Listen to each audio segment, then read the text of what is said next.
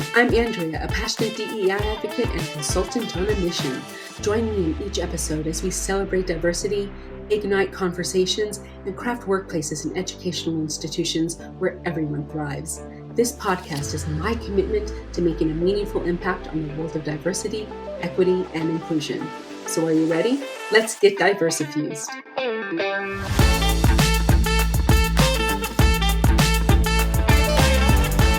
Hello, everyone. Welcome back to Get Diversifused. I'm your host, Andrea Horton-Mericli, founder of Diversifused DEI Consulting and a passionate DEI advocate and ally. This episode is all about global DEI in a digital world. My guest today is Mia Ellis. She is a forward-thinking and accomplished adult educator with over 14 years of extensive experience in the fields of higher education, healthcare, retail, and tech. A current doctoral student, she's very busy. Mia excels in identifying growth opportunities within an organization and establishing meaningful connections with cross-functional teams through her expertise in adult learning techniques, human behavior, organizational development, and change management, DEI, and community engagement. Mia resides in Pennsylvania, like I do, with her husband and two cats, though I do not reside with her husband and two cats, just she does. It's all about grammar, people. In her free time, she loves to travel, try new restaurants, yum, and lose herself in a good book. Who doesn't? So welcome, Mia, to Get Diversifused. Thank you so much for having me, Andrea. It's a pleasure to be here. And it's nice to see you again, too. Yes, I mean, I love working with you. So for my listeners, Mia and I have collaborated a few times in the past at one of the previous organizations I worked at in Pittsburgh, Pennsylvania. She worked at one of the healthcare organizations here, one of the large healthcare organizations here as a recruiter, and we collaborated a lot to try to get people, diverse populations employed. So it was always a pleasure working with you. And, now you're a director of a global company at Mendix. So can you share your journey and experience in the field of DEI, particularly within a global context? Yeah, so I'll say that my journey in DEI really started in higher education. So I am an academic, and I still consider myself to be one. And I was very, very passionate about removing barriers for non-traditional students, whether they be international, marginalized, older, whatever it might be in pursuing education. And I really opened my eyes to a lot of inequity that happens behind the scenes, and I wanted to fix them. And over time, I really expanded my focus to not only supporting students, but working internally with faculty and staff members to ensuring that the environments that students were coming into was welcoming, inclusive, and supportive. So I like to say, similar to a plant, you can't expect something to thrive in an environment that was not created with them in mind. So it really requires to put some intentional effort to help people grow within a certain space. So eventually I transferred my experience from academia into the corporate world, which is where I met you, Andrea, into healthcare. And I was there for a few years. I did retail at American Eagle Outfitters, which is also headquartered here in Pittsburgh. And honestly, over the past 7 years and these three industries, now I'm in tech, I've had to implement DEI strategies through a global lens, which is much more nuanced and complex than from just a US domestic lens. You're dealing with a lot of different interpretations and understanding of what DEI means, which is not the same in different parts of the world that might have different types of inequities or cultural aspects. So you have to be able to make sure that your strategy is very nimble and adjustable based off of local and regional context. That is actually, as you were talking, I was thinking of my time living in Turkey when I worked there in Istanbul for 4 years, and just seeing the different cultural nuances there. It was an adjustment as an expat, and so I can imagine what it's like working with a global team from many different countries you kind of have to adjust your approach, and Right. everybody has to adjust their approach when depending on who is in the team, or in the meeting, I should say. Um, and yeah, it was, it's very interesting. So how do you, or have you ever come across um, a or is anyone from your team from a culture that might um, not be embracing diversity and equity and inclusion, or it's like if there's like anybody who has disabilities, it's hush hush, it's not talked about, and if so, how do you how have you addressed any possible situations that may have come up in your experience with them?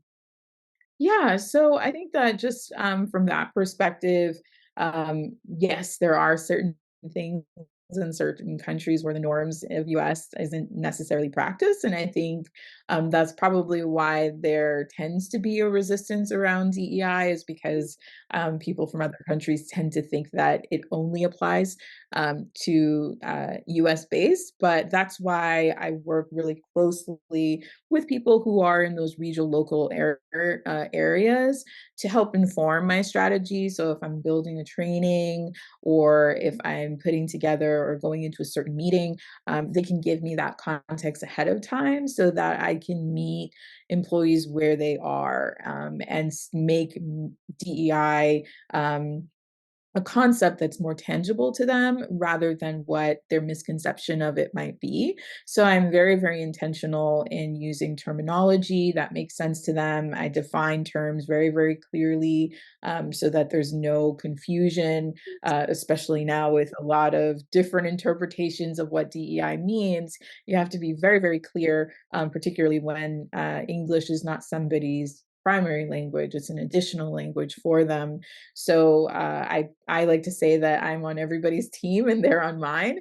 So I utilize the expertise of other people in those cultures to really avoid um, those be proactive in avoiding that type of resistance, Mhm. so that people know that it's not going to just be a US Western narrative forced upon them, Mhm. and it's for them to be able to relate to as much as possible.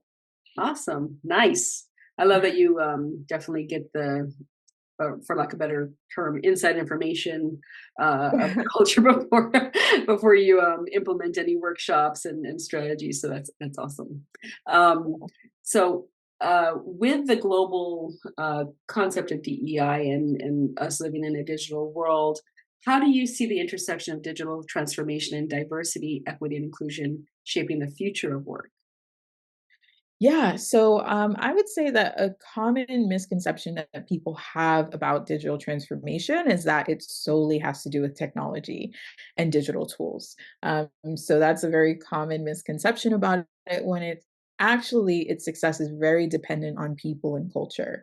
So DEI is a very crucial component for ensuring that a company has the healthy culture that's necessary for essential parts of digital transformation to take place, such as innovation, collaboration, complex problem solving. So you really need diversity, because in order to create services, products, and technology that serves a diverse global customer base, you have to have people within your organization who have and possess those broad perspectives.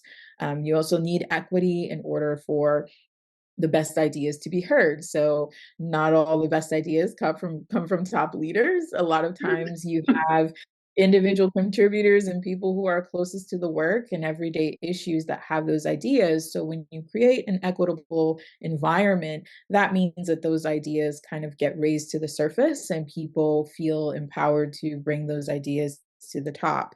And finally, the inclusion piece really plays a part in the communication and collaboration of different cultures, especially within a global environment, to be able to collaborate more seamlessly. So you're having a lot less cultural clashes. Excuse me.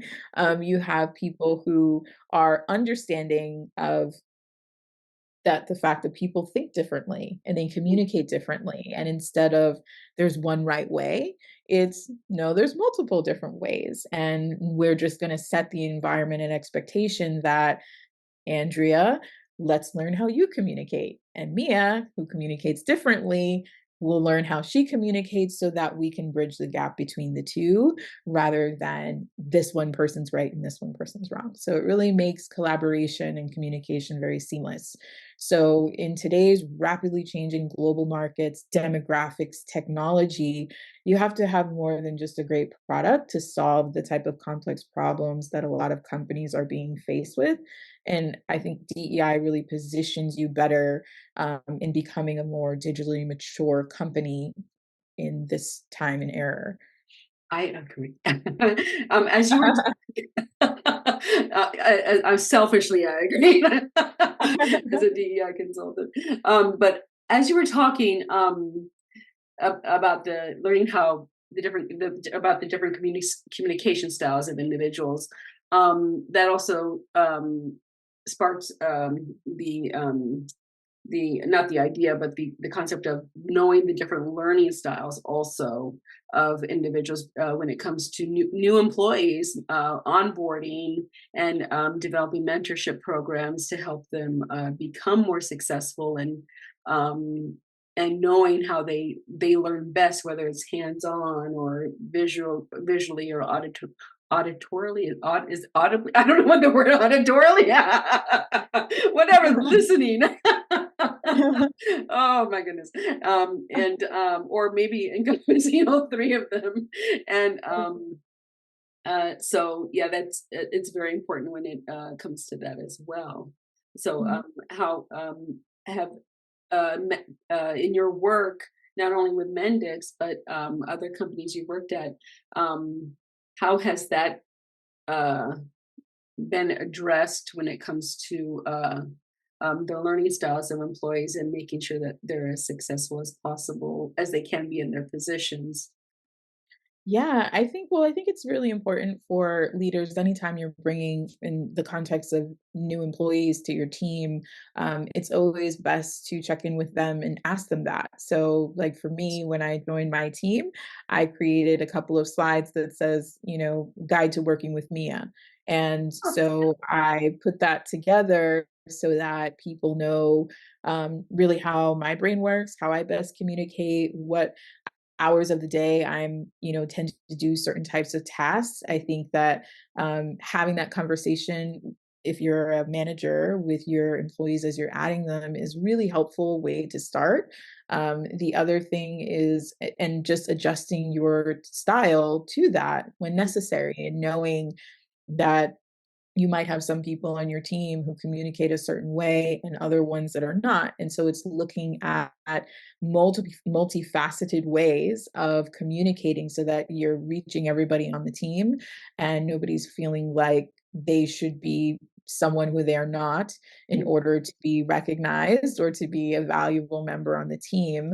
So I think this plays the same thing in cultures. There are certain cultural aspects of that impact how people communicate yeah, within a professional setting. And so it really requires a proactive manager to reach out and to say, hey, what's the guide to working with you? What does support look like for you as an employee? So that I know as a manager that when I'm working with this employee, this is what they need from me instead of using a blanket approach. So I think it's really very much an important aspect of being a modern day leader is knowing to have those conversations as proactively as possible and also encouraging the people on your team to have them.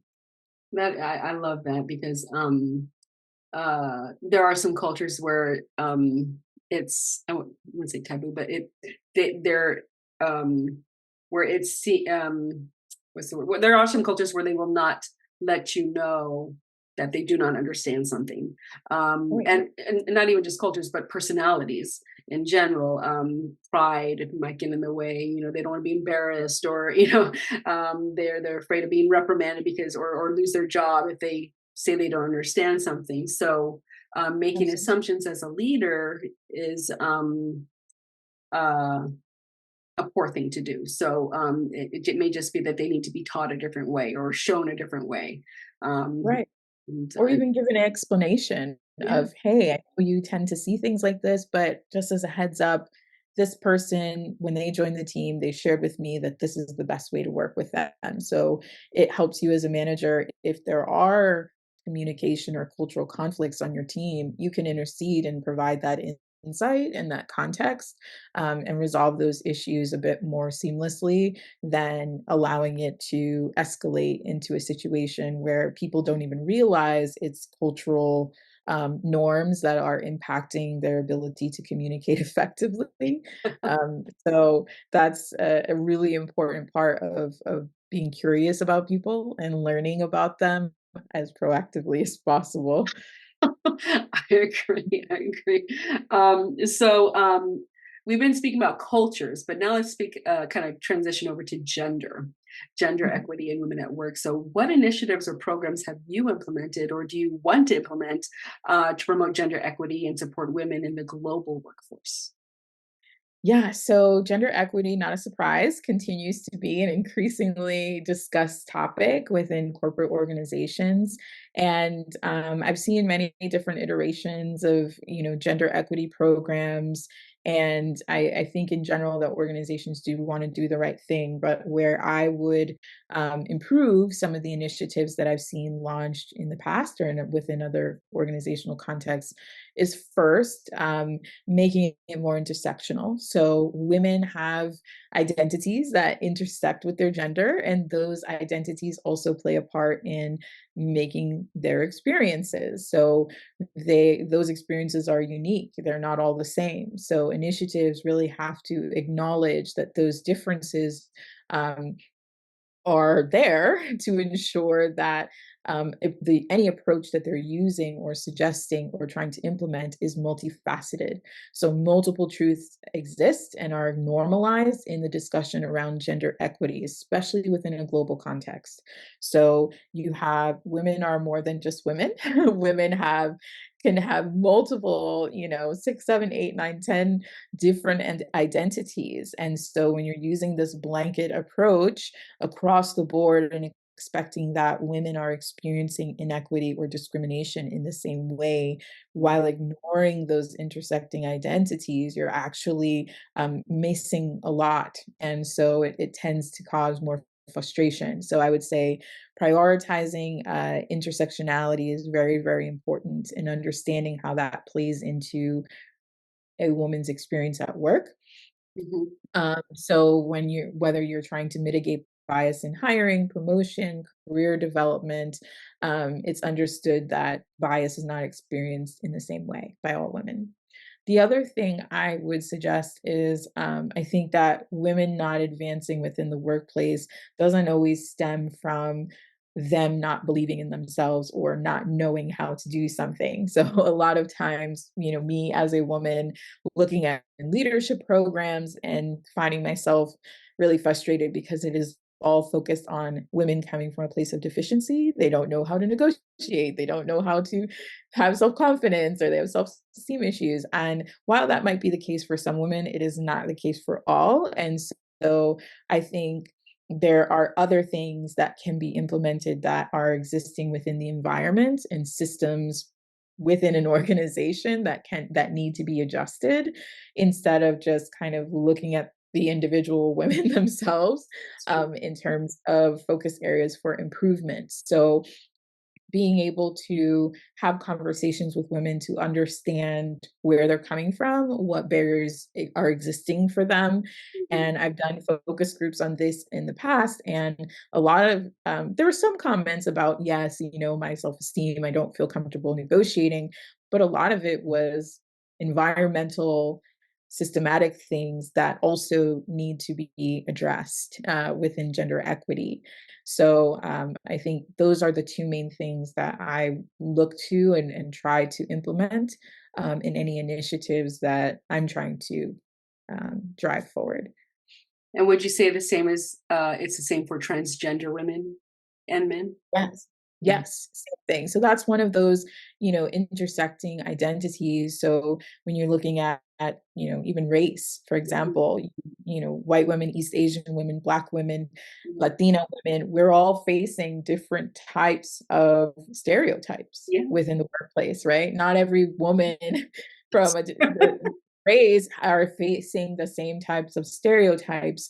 So, it would be an injustice to just use this blanket approach and to assume that they're all experiencing it the same way, without having those conversations and being aware, in terms of mitigating bias. So I think it's extremely important to center in women the intersecting identities of women, whether it's race, religion, age, neurodiversity, disability, all of those things. And you think about it, one woman can have Oh multiple of yeah. those marginalized Oh, identities. any person really. It's like, Yes, exactly. Any LGBTQ, person. disabilities. Yeah, it's So you're doing it a disservice to only focus on their gender and not everything else. oh, I love that answer. I still can't get over past like how to interact with Mia. I love that, or like how to Mia. I just love that. I think I might start using a little presentation like that as well, because everybody learns differently, and it's always good to know how to best communicate with somebody. So it's Right. wonderful. Um, so let's move to inclusive recruitment and hiring. So, what strategies do you recommend for organizations to create inclusive recruitment and hiring processes for global workforces? Yes. So there are a number of things an organization can do, especially when you're looking from a global perspective. There are just certain countries that are more monocultural. You're going to find a lot of people who have the similar identities than other countries like the UK or the US, which is much more multicultural. So I think you have to keep that in mind in terms of when you're looking for diversity from a global perspective. So that means broadening your talent pool as much as possible. You can't really find diverse candidates by looking in the same places and using the same approaches. So whether your TA team is focused on diversifying the conferences that they're attending, universities that they're partnering with, community organizations like you and I know, you're partnering with them and investing in a long-term relationship with them. I like to say it's farming versus hunting. So, Andrea, you were familiar with me coming out into the community on a regular basis, spending time with you, coaching the candidate of clients that would come within your community organization. Yeah. So that is kind of the farming. You are Oh, going and building this long-term relationship versus hunting, which is I'm coming around once a year with a table and I'm going to extract and then you'll never see me again for until a couple of years. So really having this relationship focus when you are going to particularly places to try to find talent from marginalized groups because there's a trust area there, right? They want to ensure that they're going to a place that they're going to be treated with dignity and respect and that they aren't going to be harshly judged for being themselves. And so when an organization builds that trust and that relationship over a long time, you become an employer of choice, right? You have your community workers and people who are like, you know what? I know Mia, I know Andrea, I know them. They've come here and they've built this trust and relationship. They've donated their time. They've taken the time to work with this talent. And so that's a big part of it. It's not a quick thing. It is a very long relationship, yeah. trust that you have to build. I also recommend the normal things, reviewing the language, images, and accessibility of the features being used in your job descriptions, creating diverse interview panels, Mhm. and opportunities for those interview panels to have debrief sessions after the interview to ensure that there's consistency and that decisions being made are objective. You want to ensure that you're using a consistent set of questions and interview practices for every candidate so there's no bias.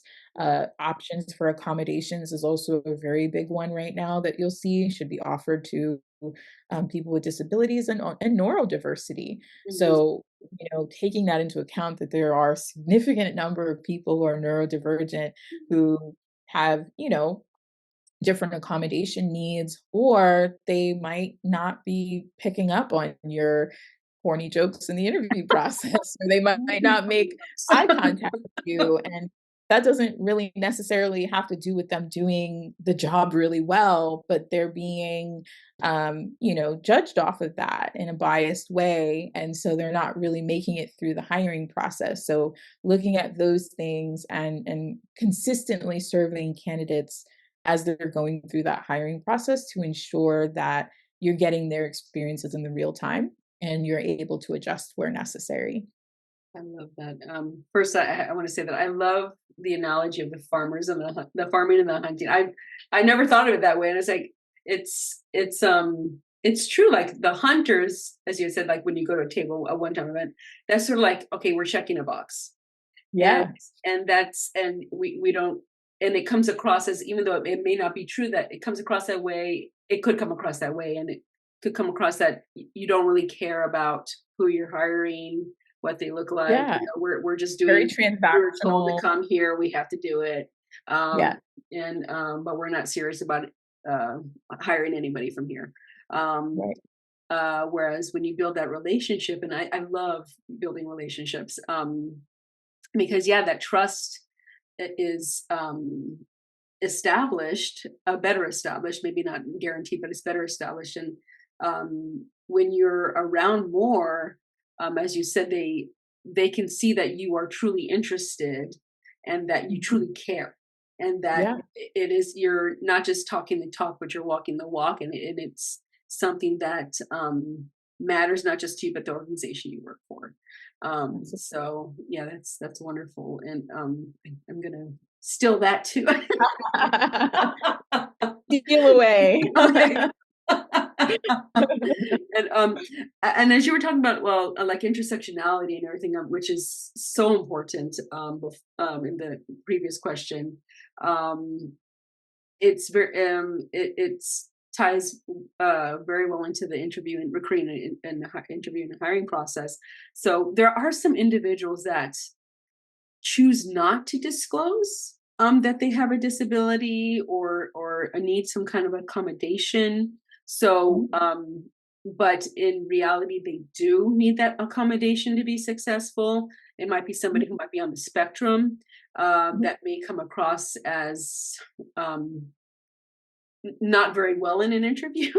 Yeah. um, eh, um, so, and that person may not have disclosed. So, do you, I mean, and this is just a curious question because I honestly don't know. Do you, would you recommend, as a DEI, a global DEI professional, that organizations, for everybody they interview, they, as you had said, it's all the same, like the interviewing questions and diverse panels and all, but should they offer, outside of like individuals who need, who are blind, visually impaired, I should say, um, and need some kind of visual, or if they're hard of hearing and they need some kind of auditory accommodation, um, those are more obvious. But for the what's the term they use, the hidden disabilities, Mhm. um, for individuals that have a hidden disability, and fail or choose not to disclose on the Mhm. application, but may choose to disclose later if they get hired. Should organizations just do approach every interview as, um, I don't know how to put this. I don't want to put my foot in my mouth. I think Um, I know what you're saying. that like, I as think someone that person might be neurodiverse, or right. yeah. So I think that once you, as a hiring manager, understanding that yes, for various reasons, people might, especially out of fear, be Mhm. afraid to disclose, not never mind the fact that they don't have to, Yeah. but they might genuinely be afraid of being judged, and so they don't for whatever reason. And so I think as a hiring manager, it's really important for you to familiarize yourself with maybe some signs that might be exhibited by someone um, who might have an invisible disability, as you called it, and really checking your bias in that moment and saying, okay, let me get very, very clear on what it is that I'm assessing this candidate for. And if I find myself veering into, well, their handshake wasn't firm enough, or they're looking over to the side here and not making direct eye contact with me, and really challenging ourselves. And this is where that debrief panel comes in handy, right? Yes. To kind of put those checks and balances in place so that if I come to my debrief session and I was like, you know what, I don't really want to move this person um, to the next stage. And why? Well, they weren't really making eye contact with me. I was trying to smile at them, and they weren't really smiling. And if everybody in that panel has been properly trained on inclusive hiring, I would expect that somebody, if I didn't catch it, someone should intercede and to say, hey, you know what, this role that we're looking at here, is that really something that is necessary? Did they demonstrate anything else that would cause you not to move them forward? Because that doesn't really sound substantial enough to deter from what we're looking for from a skill set. So really to hold ourselves accountable in that way. So I would recommend, in the inclusive hiring training we do here at Mendix, we talk about that. And so anyone who goes through that training is taught really these barriers that a large portion of neurodiverse people go through as they're going through the hiring process. And there's tech companies that have specific curated programs for them. If you look at Dell, if you look at Microsoft, they have very, very comprehensive neurodiversity hiring programs and initiatives that they've built out, and they publicize it. So and I know they've been very, very successful because the candidates, just seeing that it's advertised, are much more inclined to disclose because they know that there are measures in place to Mm, assist them through the hiring process. So if a company really wants to get to that level, I would encourage them to look to see what Dell and Microsoft are doing. But if you don't have the resources to do that, at the very least, ensuring that anyone who is making hiring decisions is trained on inclusive hiring practices. love it. Love it. Love it. And I did not know that about Dell. So I knew Yeah. Microsoft, I didn't know. And Dell, Yeah. based out of my city I used to live in, Austin, Texas. Mhm. Yeah. Go Austin, stay. What's it called? I can't remember what their logo is. Yeah, stay weird or something like that. Yes. All right. So let's move on to a different topic of cultural competence and global perspectives. Mhm. Um, how do you approach building cultural competence within global teams, and what challenges have you encountered? Yes. So, as you mentioned, I am earning my doctorate, and Oh, it is in education, in adult ooh, learning and development. So, essentially, I'm learning about how adult learners learn different types of content, so to speak. What's the best way to build out learning plans for them based off of what you're trying to get them to learn? And I've learned that DEI really falls under the umbrella of transformative learning. And what that means is that how you structure the training has to be very strategic. So, teaching someone how to change a tire is not the same as teaching someone about a different culture, identity, unique experience that pushes up against their worldview. mhm, So, with transformative learning, number one, it must be done willingly. It cannot be forced. And a lot of that is because, again, people feel very strongly about their worldviews. And so forcing people to learn certain things is um, might result in a backfire in that regard. yes, So yes, so you really want to think through how you're going to present this training. So with transformative learning, you really want to have senior leaders sponsor it. mhm, So yes, you don't want to force, but it should be strongly encouraged, and your leaders should be participating in it, talking about it, expressing how it ties into the importance of someone's role. And so tying it to their work every day is very important, something that means something to them. The other thing is that you want to offer them some different forums to be able to learn the content. So, transformative learning is really best done in a setting where learners can ask questions live, where they can learn from their peers, storytelling, having time to reflect, right? So, when you think about when you changed your mind about a specific culture or perspective, it's from hearing stories, it's from hearing something from another person, more so than maybe reading a resource guide or You're real good. watching a video. Yes. So, really offering multiple formats for people to learn this type of content. And when you're doing this in a global setting, I'll go a step further to say it's very important to ensure a shared understanding of terminology because English is not the primary language for everyone. So you have to ensure that where we just use terms so easily within the DEI space and we take for granted that people know what they mean and that they translate into their language, and it doesn't. So it's very clearly outlining terminology. And a lot of people learn English through social media or TV. And so they will learn cultural things thinking that they are appropriate or that it's normal, and it's not. And so it's getting them to unlearn some of those things and having some better understanding. And so making sure that examples are related or relatable to them. So it helps, like I was talking about, to have that regional, local knowledge and perspective. Mhm. So, and what I was saying before, DEI, as we understand it in the U.S., is just not the same around the world. So it makes it challenging sometimes to combat misinformation because it's very prevalent. So it requires a commitment to really working with people and having a lot of patience to help them unlearn things that they think DEI means, but is not.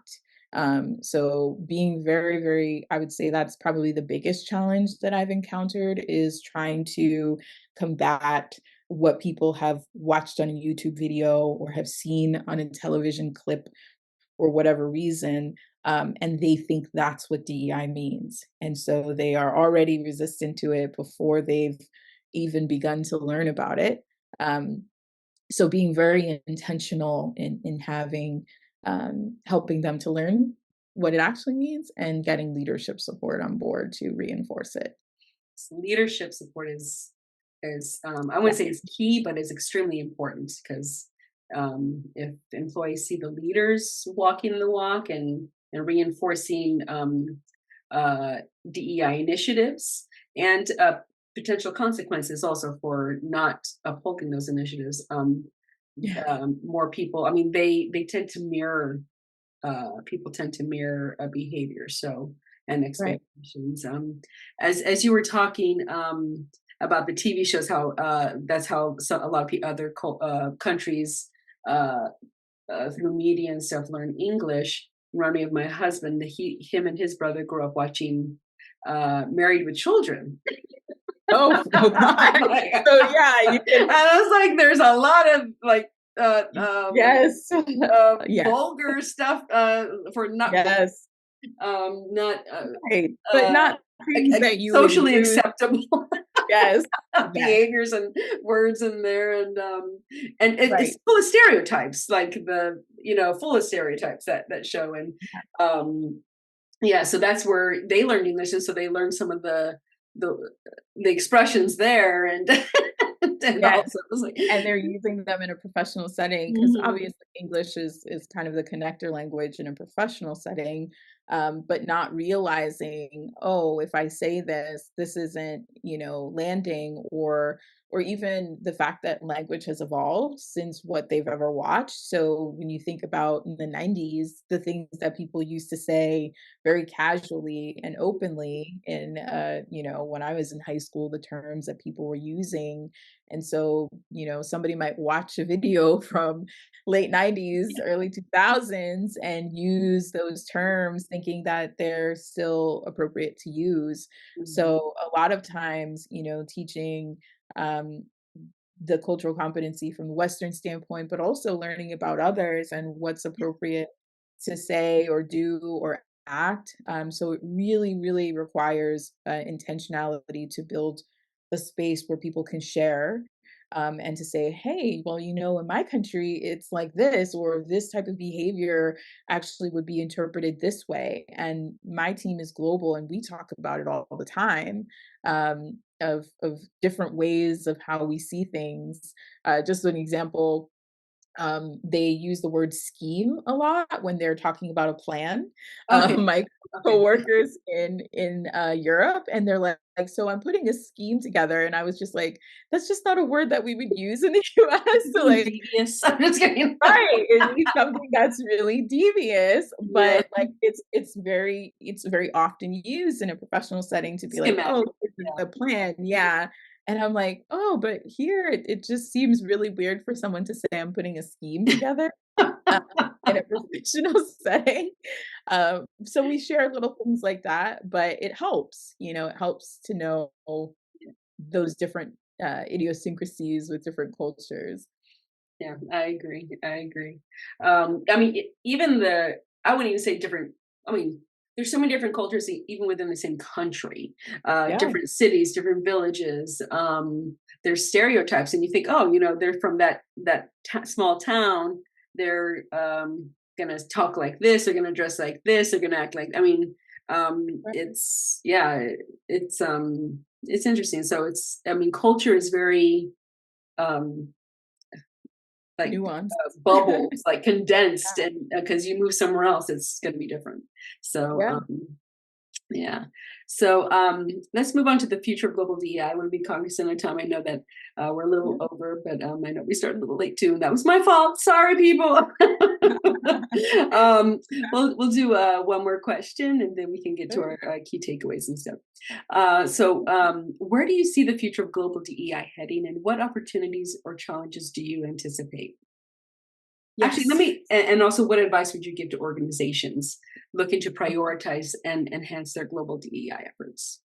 Yes. So a positive note is the concept of DEI is growing rapidly on a global scale. So it's no longer just a US thing concept.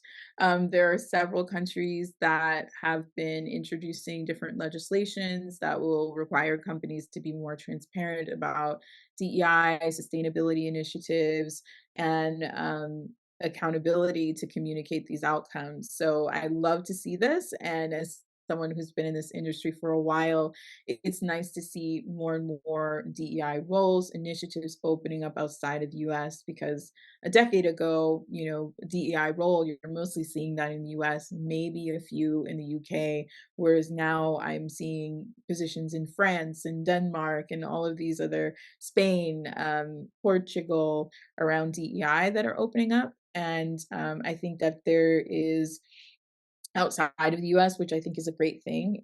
I think it's really pushing back against this is a US thing, I shouldn't have to care about it, or I'm not going to care about it. And I think it opens up more opportunities for these kind of, I call them human skills, being prioritized within organizations, and being tied to organizational success rather than something that's happening outside of work like it was in the past. It's essential, it's a business imperative. So I think that's the biggest trend that I'm seeing. I think there's also, like I was mentioning, from the digital transformation standpoint, the digital era that we are in right now with the rapid development of technologies, I think that DEI is a lens that's being really used a lot, or talked about a lot in conversations like AI, and how do we put that into context with people with marginalized identities? How are we ensuring that these technologies that are being developed very quickly and rapidly are being done in an equitable way and taking into account how they will impact people who aren't on those development teams of these technologies. So I think that's another thing that you'll be seeing a lot of conversation around is the intersection between DEI, digital transformation, and digital tools and technologies that are coming out. The challenges, I think, are, like I was saying, a bit obvious. I think there's a bunch of misinformation out there. Yeah. Um, that are is causing around DEI that's causing people to be closed off to DEI education because of what they think it is rather than understanding what it actually means and how closely it is tied to continued success. So I would say um, not seeing it as much as I was maybe last year, Mhm. but at least the beginning of this year, which is good. But I think as we see more and more challenges to DEI, whether politically or legislation wise, that you'll see people kind of waffling and organizations trying to decide whether they're going to stay the course or not. I'm happy to say that, you know, at Mendix, which is also underneath the Siemens umbrella, our CEO just a few weeks ago came out on LinkedIn and did a really great post about how he really stands behind DEI, prioritizes it, and to have your CEO do that, you know, out of nowhere. It's not like it was a Awesome. 2020 thing.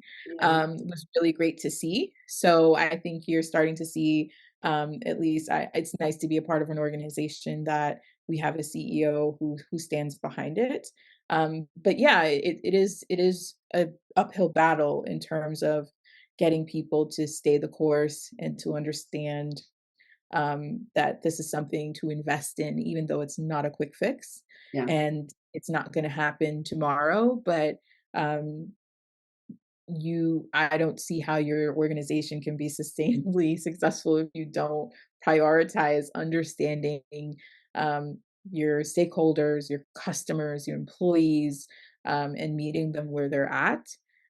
So I think that organizations are getting there, they're seeing Mhm. it, but we still have some more work to do there in that I regard. agree with that. And Cool. then advice, Mhm. I would give to organizations, I would say that making sure that you have people who are primarily focused on DEI leading this work.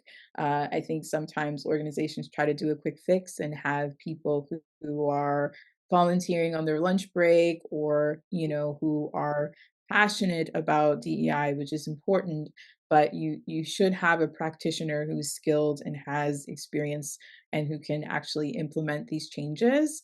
Mhm. So it's important to not only have that person to make sure that they're properly positioned.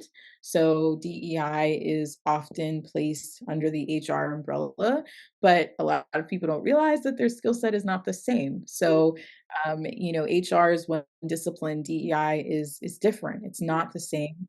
And so that person should be properly positioned and resourced to be able to perform their function properly. So, um, this person should be included in not just HR initiatives, they should be a horizontal function across the organization. Communications, as you're developing products, as you're looking at hiring talent, all of these aspects need a DEI lens, employee engagement, everything that you can possibly think of within an organization.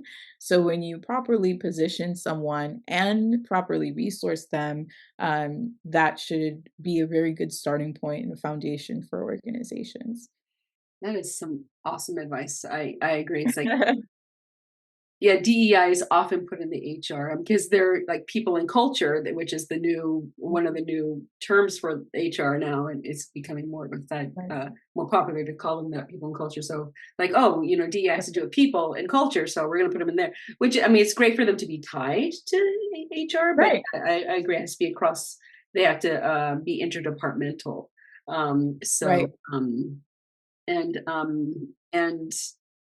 and interact with the employees in some sense. Yes, To get so they can see what needs to be, what might need to be addressed, and give Right. And feedback and right. When you think about HR, HR is really ensuring, compliance with existing policies and procedures, and DEI is a transformational function. It's about changing it. yeah, It's blowing it, it seems it's to be a department of their own. reshaping, yeah, it's taking, what exists and reshaping it. So you need to have that understanding of that function of DEI and have it positioned so that the people who that position is leading up into or reporting to knows that and enables them to do that. Mhm. That'd be awesome. Cool. Mhm. Well, let's go into some key takeaways now. So, we talked a little bit about DEI and digital transformation. We explored how digital transformation impacts DEI, which is diversity, equity, and inclusion, and across global workplaces. And we talked about the role of technology in fostering inclusivity and accessibility for diverse teams across digital platforms. We talked about gender equity and women at work. We discussed some strategies for promoting gender equity and empowering women in global workforces.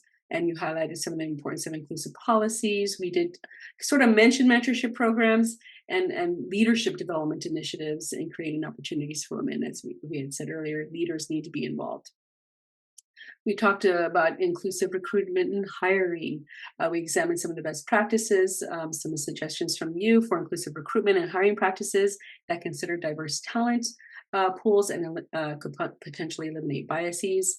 And we addressed some of the challenges and opportunities in building diverse teams in a global context, particularly in virtual and remote work environments.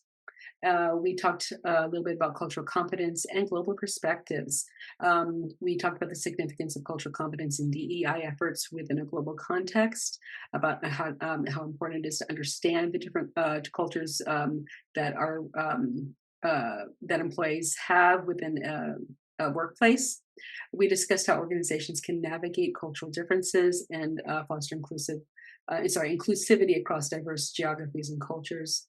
And then we discussed some actionable strategies for global DEI. Thank you so much for that. You provided some practical tips and strategies for organizations to implement effective DEI initiatives on a global scale. And we're going to give the listeners some takeaways to drive meaningful change in their workplaces and communities. So, some of those possible next steps for our listeners are to seek out education and training like workshops, webinars, or courses on global DEI and cultural competence to enhance your knowledge and skills in that area. The Michigan State University, not Massachusetts, Michigan State University has some wonderful global DEI webinars. They're one of the top universities that have a lot of great DEI initiatives. So I will be putting some of those resources in the summary of this wonderful podcast with Mia.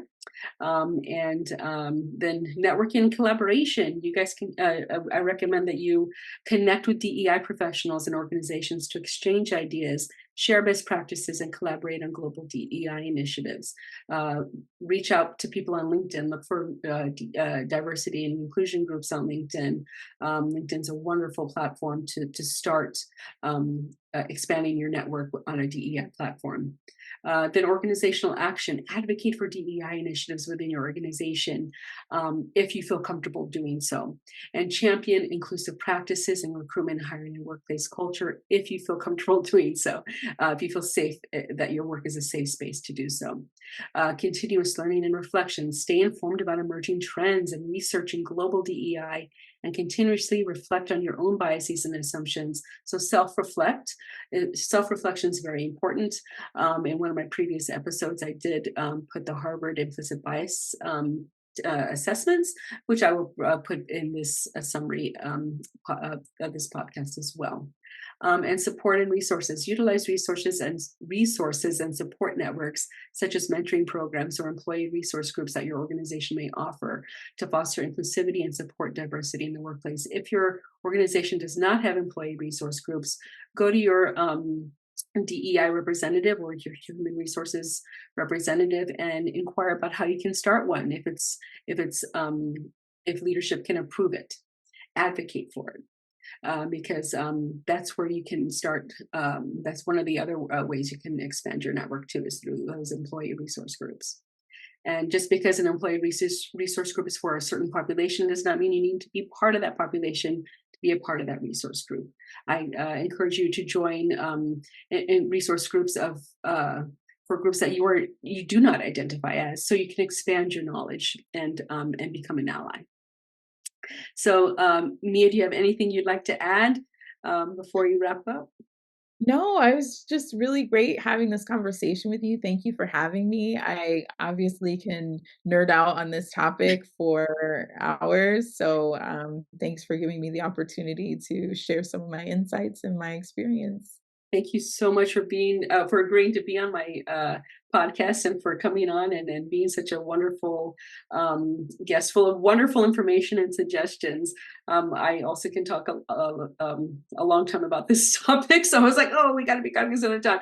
But I'm always over on my podcast because I just love talking about this subject and picking people's minds. So thank you so much for letting me pick your mind and for talking about this very important in these initiatives and stuff on a global scale. So thank you. Great. So how can our listeners get in touch with you if they want to connect with you?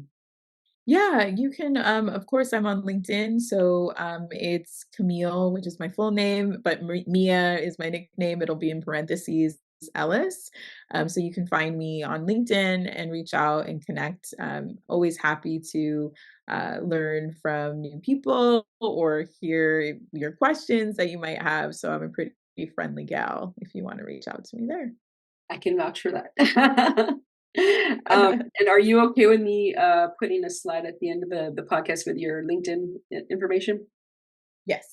Perfect. Awesome. Then I will do that. And I'll also put in the summary of the podcast episode. So with that, that's the end of our Get Diversifused episode on global concepts when it comes to DEI and digital. I cannot talk today in a digital world. Here we go. So thank you so much for listening. And thank you, Mia, again, for coming on the Get Diversifused podcast. We will see y'all next time. Thank you. Thank you.